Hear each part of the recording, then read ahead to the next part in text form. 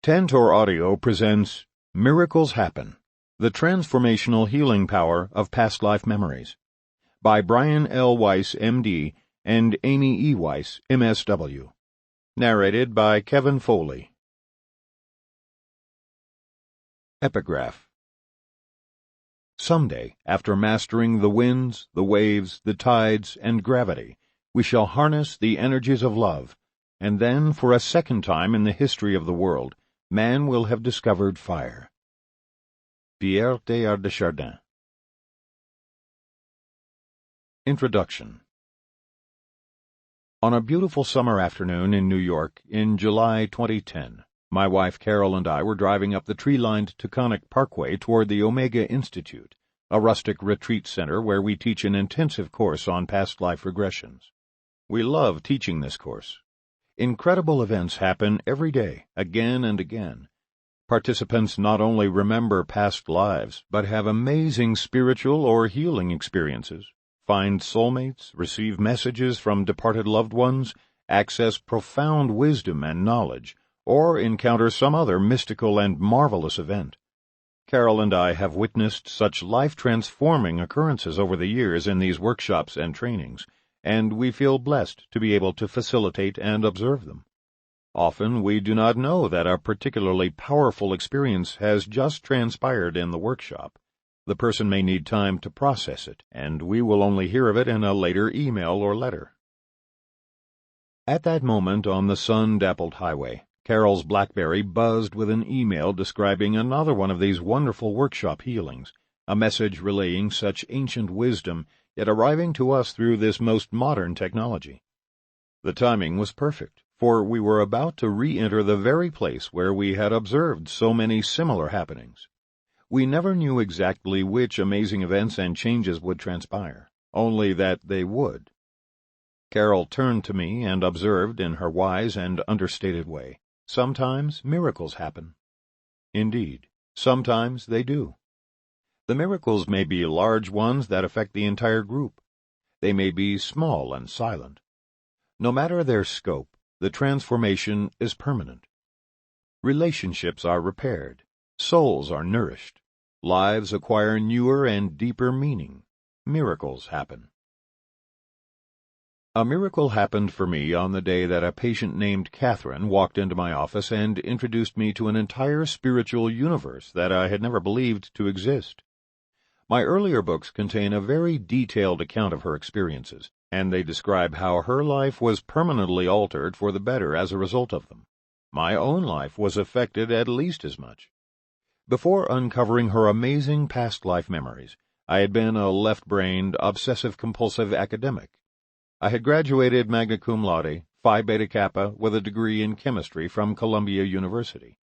I earned my medical degree from the Yale University School of Medicine, where I was the chief resident in psychiatry. Completely skeptical of unscientific fields such as parapsychology and reincarnation, I was the chairman of a prestigious psychiatry department at Mount Sinai Medical Center in Miami, and I had authored more than 40 scientific articles and book chapters in the fields of psychopharmacology, brain chemistry, and Alzheimer's disease. Catherine turned my skepticism and my life upside down. Although it has been over 30 years since that day, I still remember the very first time that she crossed the invisible boundary of her current life and entered the realm of other lifetimes. She was in a deeply relaxed state, her eyelids tightly shut, but her concentration intense. "There are big waves knocking down trees," she whispered in a hoarse voice as she described an ancient scene. "There's no place to run. It's cold. The water is cold.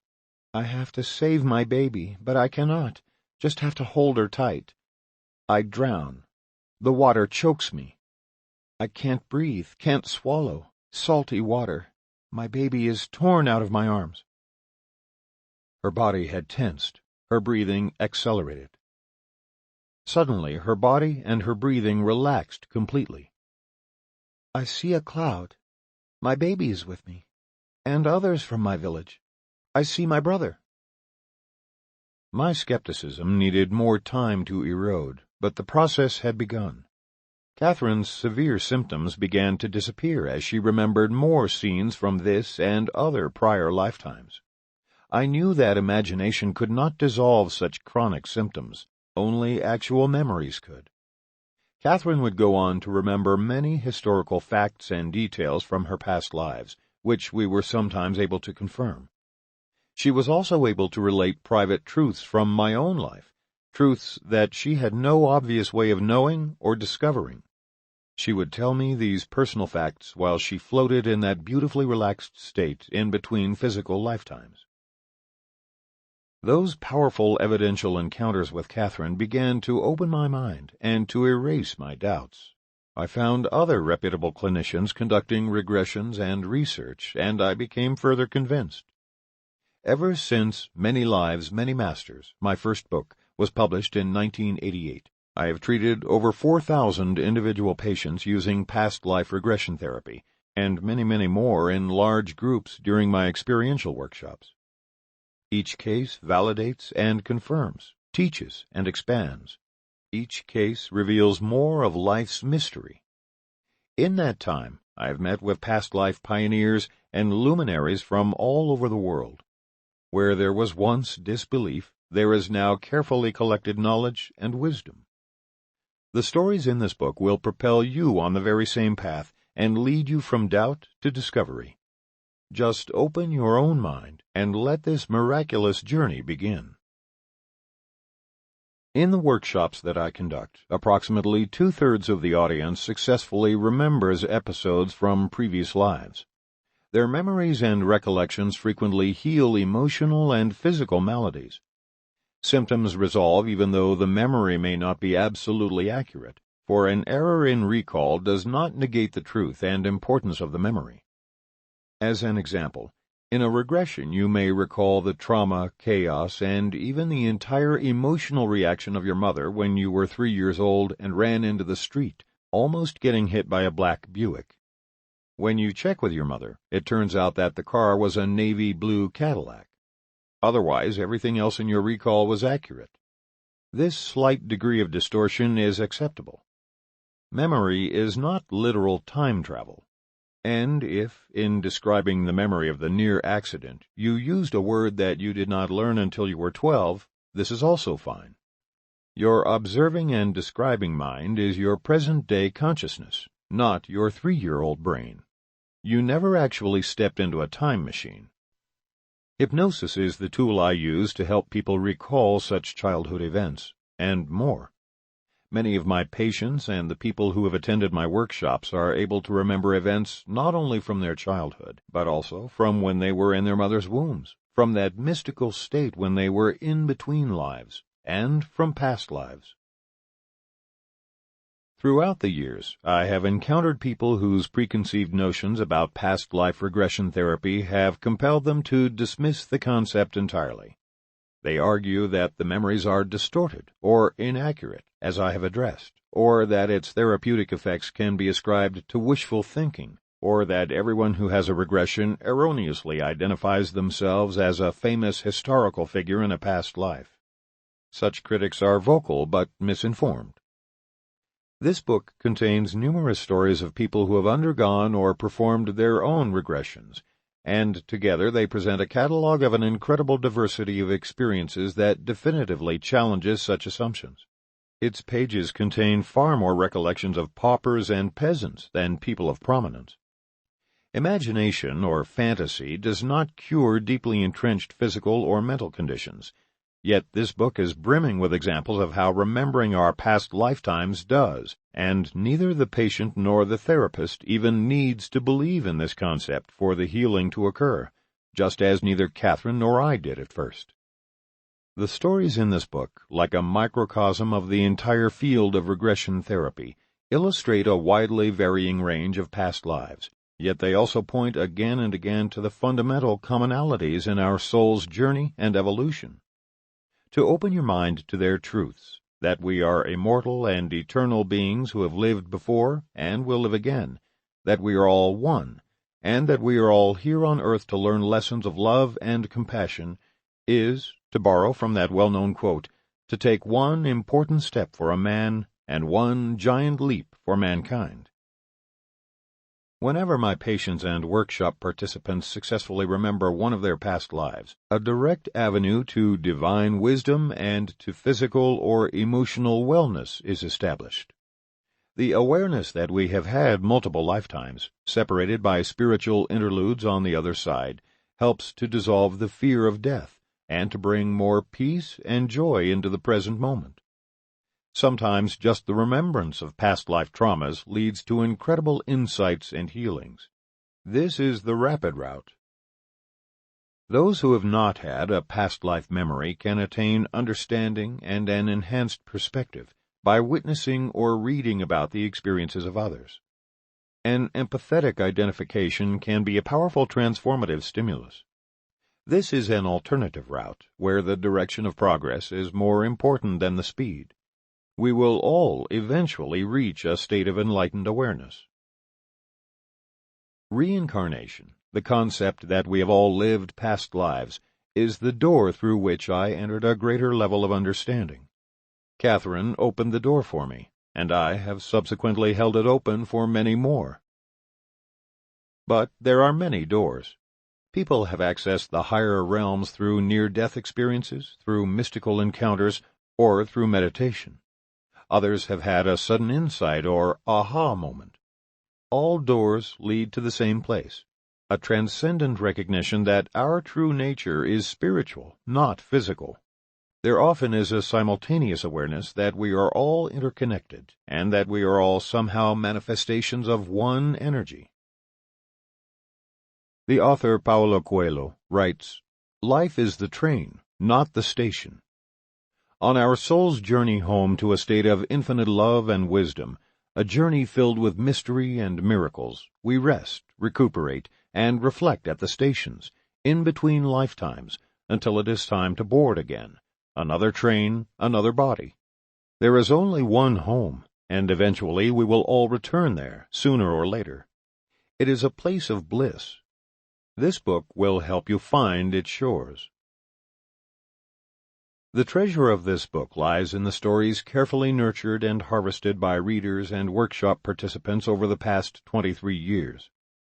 Shared here, the experiences underlie and honor everything that I have written about and taught. In 1,000 voices, these stories validate not only the phenomena of past life regressions, but the entire psycho-spiritual universe.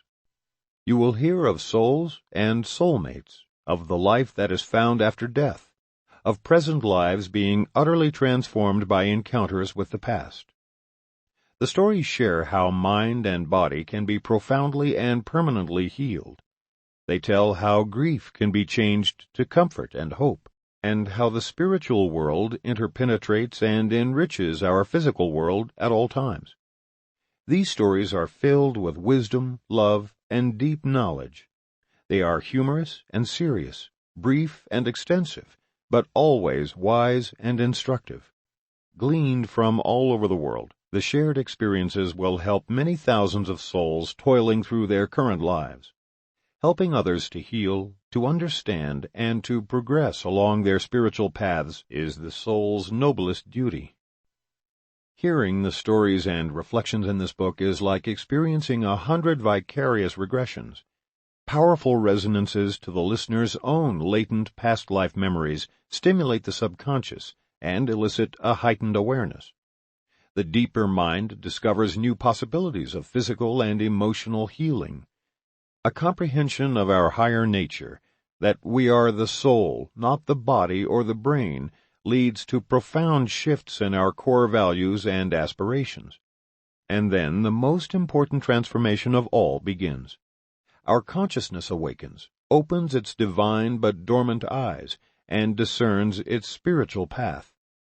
The stories that have been selected to be in this book do not merely describe these gentle wake-up calls, they provide them. To hear them is to be changed in some ineffable yet indelible way. At the moment of awakening, when we discover our inherent nature as eternal beings, doubt disappears. As if an ancient alchemist sprinkled his magic dust on us, fear is permanently transmuted into inner peace, despair into hope, sadness into joy, hate into love. At the level of the soul, anything can happen. Words have their own alchemical power. This book is not a collection of stories. It is a collection of transformative possibilities. By hearing about and empathizing with the regression experiences of others, we gain a deep connection to their immense wisdom. A link to an incredibly wise and loving cosmic process is established and gradually strengthened, story by story. Each one that has been chosen for this book facilitates those empathetic connections and provides accessible insights into the deeper nature of our souls, our purpose on the earth, and our healing potential. My commentary, I hope, helps to clarify these themes even more. As you hear of others' mystical encounters, the likelihood of having one of your own becomes increased. The stories set the table, and now the special guest can enter. They shine light on an entire metaphysical philosophy. The concepts of reincarnation and past life regression demonstrate the reality and essence of our higher self and our higher purpose. The techniques and teachings found in the following chapters can be used by all to improve your lives, to endure along your spiritual path, to experience more love and happiness right now, and to understand that there is no need to fear, as we are all immortal. We are all souls. My daughter Amy is a therapist as well as a writer and an editor. She and I collected hundreds of submissions from people who had a meaningful memory to share. We carefully read and reread each one, selecting those that we felt would highlight an important point, provide a platform for teaching, and most of all, illuminate our shared life lessons. Their beauty and their insights were frequent topics of discussion around the family dinner table. Amy and I worked as a team to write this book. Sometimes my words give poetry and purpose to her thoughts. Sometimes her words give form and finish to my thoughts. But at all times, both flow into each other seamlessly. It has been such a pleasure and a blessing to be able to work with her on this project. Yet the most important collaborator by far consists of you, the authors of its stories. Without you to truthfully, bravely, and eloquently share your experiences, this book would not exist. Without you, there would be no words. You are the inspiration for its creation and the conduit for its healings. This book is not necessarily designed to be listened to in one sitting, for its stories are rich and layered with lessons. Wander leisurely in their wisdom. Linger with them a while. Feel their emotions and textures. You might find parallels with your own life experiences, and these are worth taking the time to explore. Listen to the stories as many times as necessary. Each time that I do, I unfailingly discover new and deeper levels of meaning. You will also quickly notice that these stories are not just about past lifetimes. As I have mentioned, reincarnation is a doorway into an expanded consciousness and incredibly rich vistas of spiritual knowledge and wisdom. What is on the other side of the door is more important than the door, even though the door itself is fabulous. The stories that you are about to hear are examples of our inexorable progress toward spiritual perfection. They point the way. They illuminate the steps. They are like multifaceted jewels that we have collected, but that are meant to be shared. The facets of one seem to reflect all of the others. Although I have created chapters, the jewels really mirror one another and so could be located anywhere and everywhere, like holographic gems. Years ago, I had dreamed about humans as these jewels, and I described the image in Many Lives, Many Masters. It is as if a large diamond were to be found inside each person. Picture a diamond a foot long. The diamond has 1,000 facets, but the facets are covered with dirt and tar. It is the job of the soul to clean each facet until the surface is brilliant and can reflect a rainbow of colors. Now some have cleaned many facets and gleam brightly. Others have only managed to clean a few. They do not sparkle so. Yet underneath the dirt, each person possesses within his or her breast a brilliant diamond with 1,000 gleaming facets. The diamond is perfect, not one flaw. The only differences among people are the number of facets cleaned, but each diamond is the same, and each is perfect. When all the facets are cleaned and shining forth in a spectrum of lights, the diamond returns to the pure energy that it was originally. The lights remain. It is as if the process that goes into making the diamond is reversed, all that pressure released. The pure energy exists in the rainbow of lights, and the lights possess consciousness and knowledge. And all of the diamonds are perfect. Here are more diamonds.